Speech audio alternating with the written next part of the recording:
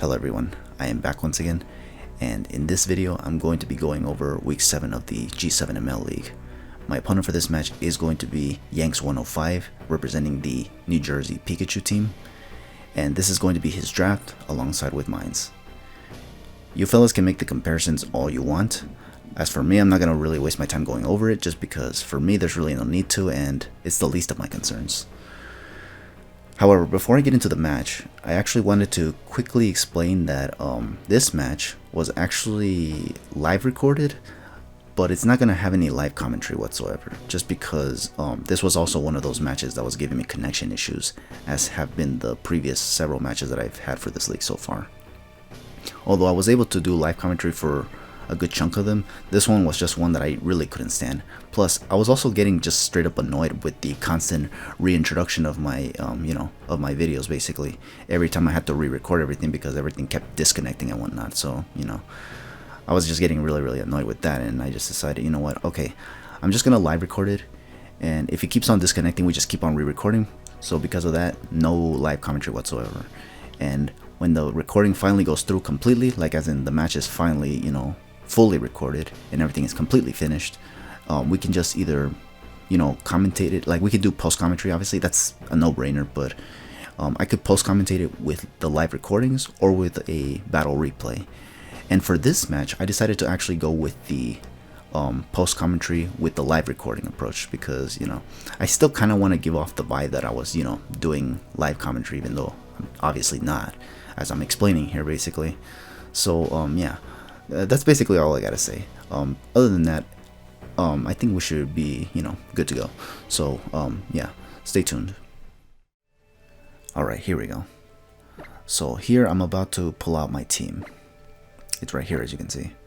I was actually pretty quick on doing it because I actually had to mash numerous times to actually get my, match started and whatnot. And since there was a lot of connection issues, obviously, I had to continuously pull out my team and try to get the match working and whatnot. And yeah, needless to say, that was pretty obnoxious, honestly. But yeah, here we go. My opponent's team is going to be right here. It's going to consist of Primarina. It's going to consist of Pikachu. It's going to also consist of the, what's this thing called? Whiscash. He has a Gyarados, which, if I'm remembering correctly, is probably going to be the Mega. And he has a Celesteela. He has a Groudon. And yeah, obviously the Groudon's presence is actually very petrifying for my team, considering this time around I actually did not bring Skarmory, so therefore I don't have any form of ground type immunity. So basically I had to play my cards correctly if I want to avoid getting hit by his earthquakes, or at least sending in the right mon when dealing with Groudon, basically, or in anticipation for Groudon, But yeah, so yeah, this is gonna be kind of like worrisome, to say the least. I think the goal here is just to kind of like punch a lot of holes with Mega Metagross or Zeraora, because Mega Gyarados is still kind of dangerous, obviously. But here we go.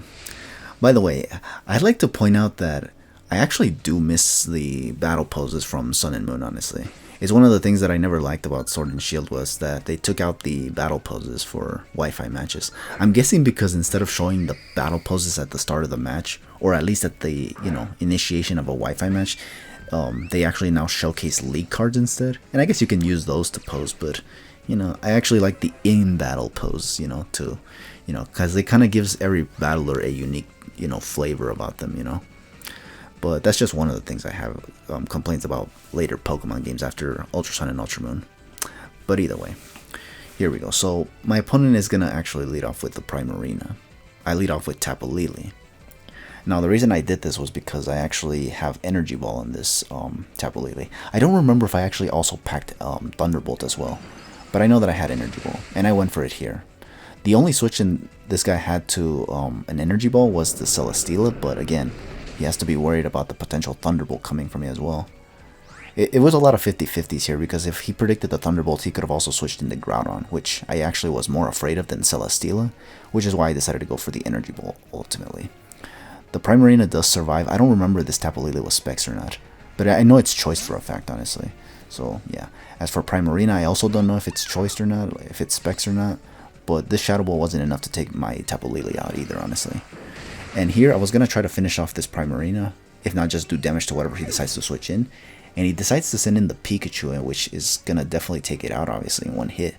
I, for some reason, thought it was going to actually be Sash, and he was going to, like, try to pull out, like, a Fake Out plus, what's it called, Last Resort? I don't know why, but I just thought at the time that Last Resort was a move on Pikachu. I don't even know if he actually can learn that move, honestly. But for some reason, like, I was just fearing something crazy would come out of this Pikachu, given that he just switched it in all willy-nilly and whatnot. So, yeah, obviously, good to know that it didn't really lead to anything. So, here, now he's going to send in the Celesteela, and obviously, I don't want to stay in on a Celesteela, actually. So I decided to immediately switch into Milotic, even if this thing decides to go for the Giga Drain, which is usually what most Celesteelas have. So, yeah. Thankfully, he decides to play it safe here and actually just go for the Flash Cannon. And I proc my Flame Orb again to take hits from Groudon pretty well. And then here I'm going to go for the Scald and thankfully get the burn on this Celesteela because, you know, on the off chance this thing has leftovers, because, you know, Celesteelas are typically very, very bulky, honestly. Here, he's going to actually reveal the Shockwave for some reason, which is kind of odd, honestly. At first, I thought that this guy probably did not have Giga Drain and decided to just put Shockwave in order to cover both Milotic and Skarmory.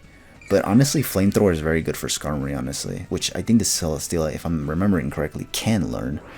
And Giga Drain is definitely a lot better than Shockwave, honestly, because both of these moves are much more powerful than Shockwave, honestly. So, I honestly didn't see the need for Shockwave, but I guess maybe he wanted it to look cool or something, because I remember doing something similar in the Generation 4 matches that I had for Wi-Fi and whatnot. So, yeah. But anyways, here, now he reveals the Giga Drain, obviously, so obviously now this gave me the idea to maybe just go for the Mirror Coat here instead. I was hoping he wouldn't predict that, honestly, because Mirror Coat on Milotic is starting to become more or less telegraphed at this point, especially for draft leagues. So I was thinking, would he actually predict it? I decided to take my chances, and thankfully he did take the bait and actually ended up going for another Giga Drain, which results in a lot of damage, obviously. So that's good for me. And given the burn, this allows me to pretty much take it out with another Scald right here. I think if it wasn't for that burn, I think he might have survived the Scald, at least for one more turn, honestly. But either way, we do take out the Celesteela, which is good. Now here, I believe, he sends out the Gyarados, which is okay. I think he tries to finish off my Milotic. I think I actually do leave this Milotic to just, you know, go down and whatnot, because I didn't really feel the need to do anything more with it, honestly. It pretty much did its thing by taking out the Celesteela, which is one of the more threatening mons on his team. Now here, this Gyarados, it is a threat as well, honestly, especially since this thing turned out to have Moxie rather than Intimidate. Now here, I decide to actually just go into Zeraora, because this thing is at +1 now, but it is not at +1 speed, so that means Zeraora should definitely be able to scare this Gyarados out. And that's actually what I thought it was going to happen, honestly. Like, I thought I'd be able to scare this Gyarados out. In fact, here, I decided to actually go for the Toxic, expecting the Groudon, actually. Crazily enough, this dude is actually going to... For one thing, he's going to Mega Evolve, obviously, with this Gyarados. And he's actually going to stay in, basically. Which I guess is the same thing, though. But yeah, he's going to stay in, obviously, and just Mega Evolve. And yeah, I went for the Toxic, obviously. And I am going to land it, obviously. As you're going to see right here in a bit. Unfortunately for me, rather than going for the Dragon Dance, which is kind of what I thought he would go for, even if he decided to stay in, honestly, I thought that maybe that would be the goal if he actually ended up living the Plasma Fist, which I want to believe is possible now that Gyarados is no longer X4 to the Plasma Fist, thanks to the Mega Evolution turning him Dark type and whatnot. But either way, he just goes for the Earthquake instead, so yeah, that takes out my Zeraora, and that sucks. So yeah, here, this thing is still not at +1 speed, so this immediately gave me the opportunity to just go into Tapu Lele right here, and just go for the Moonblast. If he switches out, nothing is going to appreciate it, honestly. At least given what he has left on his team, which is this Gyarados, the Primarina, the Groudon, and I think... I forgot what the other mon was again, though. But he didn't have a lot of stuff that was going to appreciate Moonblast, honestly. In fact, here I'm just going to take this thing out with a Moonblast right now. It does one-shot it, thankfully, because it's super effective, because this thing is now a Dark type. That's kind of what Mega Metagross is, or not Mega Metagross, Mega Gyarados, stupid, is basically after Mega Evolving. instead of, you know, having that dreadful flying type. But yeah, so here, oh yeah, it's Whiscash. It's because this mon is so is so underused that it becomes forgettable, honestly. But yeah, Whiscash. This thing, I could have gone for another Moonblast for some reason, but I decided not to go for it. So that's kind of odd. Instead, I decided to switch out and go into Roserade. I guess I wanted to see Roserade do something or something. I don't know. This was somewhat risky though, because he could have just gone for the Dragon Dance here and then kind of run House a little bit on my team. Thankfully, he just ended up going for the Rock Slide, which is definitely not going to do that much to Roserade. And honestly, I kind of don't know why he decided to go for Rock Slide, given that I think Earthquake would definitely be the answer here, unless he didn't have Earthquake, honestly. But he definitely should have, given the team that I have right now, given that there's literally no ground type immunity for my team. So yeah, that's kind of insane, honestly, that he decided to not go for Earthquake here. This would have been the perfect opportunity to go for it. Now here, I do take out this Whiscash though, thankfully, with Roserade. And here, I believe he's just going to send in the Primarina just to go down, basically, because the Primarina is, for one thing, it's not Scarf, so it's not going to be able to outspeed me and hit me with a Psychic in the Psychic terrain. That would have been pretty slick, honestly, for him to do, honestly, if he had the Choice Scarf, but he does not, honestly, so I just take out this Primarina with a Giga Drain, and that's going to be basically the whole game.